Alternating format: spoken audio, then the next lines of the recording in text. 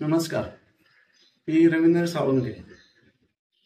भोसले सरांचं आणि माझं नातं मेहुण्याचं. यावेळी माझं लग्न ज्यावेळेस ठरलं त्यावेळेचा एक प्रसंग मी आठवतो म्हणून सांगतो की माझं लग्न ठरलं त्यावेळेला वडीलधाऱ्या माणसाने लग्न जमवलं आणि लग्न जमत असताना मुलानं किंवा मुलीला पाहण्याचा कार्यक्रम झालेला नाही. वडीलधाऱ्या माणसाने एवढा आत्मविश्वास होता की आम्ही जे लग्न ठरवलेलं आहे ते दोघांनाही पसंत असणारच आहे अशा ह्याच्याखाली कार्यक्रम न करता लग्न जमवण्याच्या बाजार समितीमध्ये क्लार्क म्हणून काम करत असताना लग्न पाहण्याचा कार्यक्रम जरी झाला नसला तरी घरी मात्र या लग्नाबद्दल कुजबूज निर्माण झाली आणि मुलगा पुण्याच्या मार्केटमध्ये कांदे बटाटे भाजी विकतो असा एक जण शंका काढली. ती शंका घराच्या आईनी आणि आजीनी आबांना बोलवून दाखवली आणि आबाने ताबडतोब की तुम्ही काही काळजी करू नका, मी पुण्याला जाऊन प्रत्यक्ष जाऊन वस्तुस्थिती पाहून येतो आणि त्यानंतर आपण जो काय असेल तो निर्णय घेऊया. त्यानुसार आबा पुण्याला आले.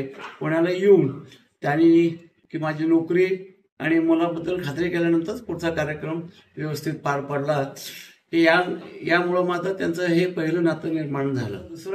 दुसरं नातं असं की भोसले सरांच्या मोठ्या मुलाला माझी मुलगी दिली.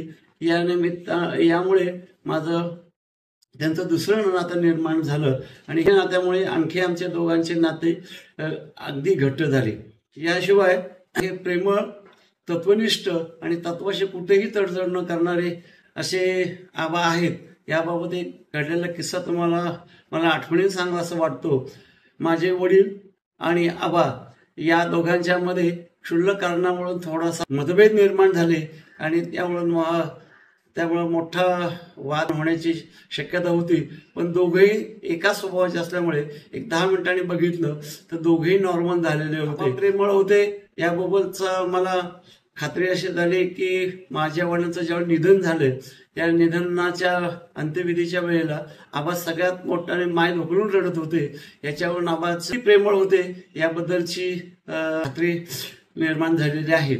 याशिवाय आबा हे नुसते स्वतः आबाने विद्यादानाचं काम केलं नाही तर आबाने जे होतकरू विद्यार्थी होते त्यांना आपल्या घरी विनाशुल्क शिकवणी दिली.